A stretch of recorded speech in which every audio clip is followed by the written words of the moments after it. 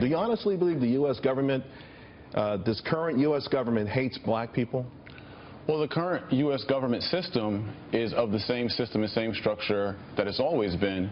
And it's, we can call it mislike, we can call it antipathy, but regardless, there is a difference in how the government treats and addresses black people. The African people in America were never repaired after their enslavement, after their Jim Crow, after the government redlined them, after the government never gave any restitution for the Holocaust enslavement of African people. You think Barack Obama hates black people?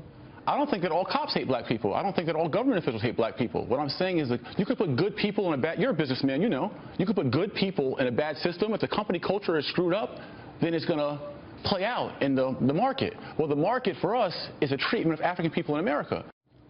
That was just part of my exchange yesterday with activist Jay Morrison. The government's role in the lives of people, particularly the black community, is a big reason my next guest changed from being a Democrat to a Republican, to Elbert Guillory. Elbert, you're a state senator. You're in Louisiana. You see what's going on there. And we both understand the community finger-pointing and victimization, but it always seems to be fanned from on top, which legitimizes it in the minds of many. That is correct, and that's an unfortunate circumstance. This whole brouhaha is inflamed by dragging things from the past into the present.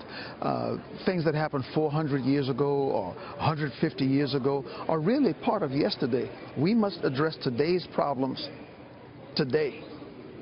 You know, I don't disagree with that, and I also say things that perhaps are 50 or 60 years old are still in the past. Even if we still have some of the wounds, the idea that those wounds are healing, and the focus should be on where we're going, not where we've been. We should celebrate the fact that we were able to emerge from those things. No country in the world, I think, has been able to do what America's been able to do, and yet the narrative is always that somehow there's a government-instilled conspiracy to hold certain people behind no matter what.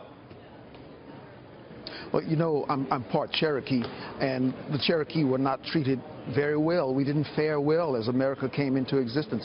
I'm part African, and yes, there was slavery. I'm part Cajun, and the Cajun people suffered tremendously in their diaspora from Canada. But we can't live in the past. We have to put this victimization aside, living today. This is the land of opportunity and freedom, and we must take advantage of the opportunity that's here with us today. All right, so you switch from being a Democrat to a Republican.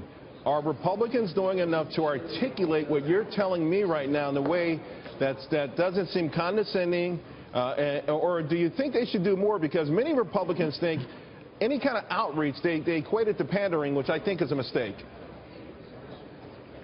Well, I see here in Cleveland right now, I see a lot of outreach. I see a lot of commitment to reaching out to the black community, to bringing us into the mainstream of the GOP.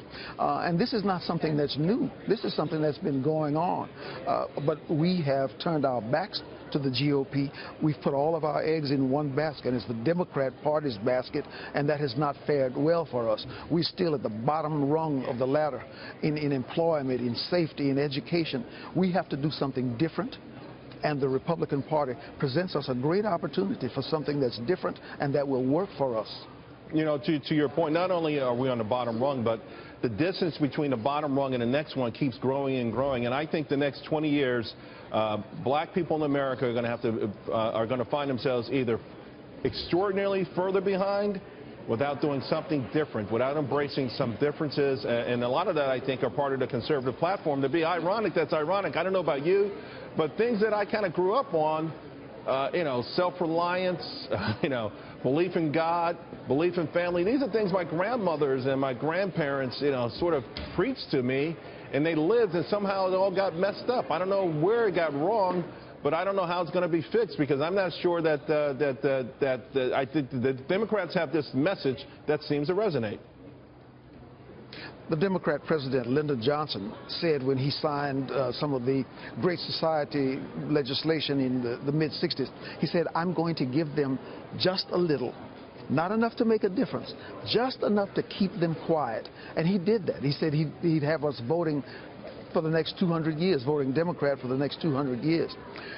That attitude has been responsible for destroying our initiative. The hunger in our souls for greatness, to make us great, that's been suppressed. Yeah. We must regain our greatness and our spirit for greatness. All right, Elbert, part Cherokee, Cajun, and Africa, those census forms must be hell for you to fill out. Hey, thanks a lot. Really appreciate it. Thank you. I'm running for Congress in Louisiana. ElbertGuillory.com. We got you, buddy.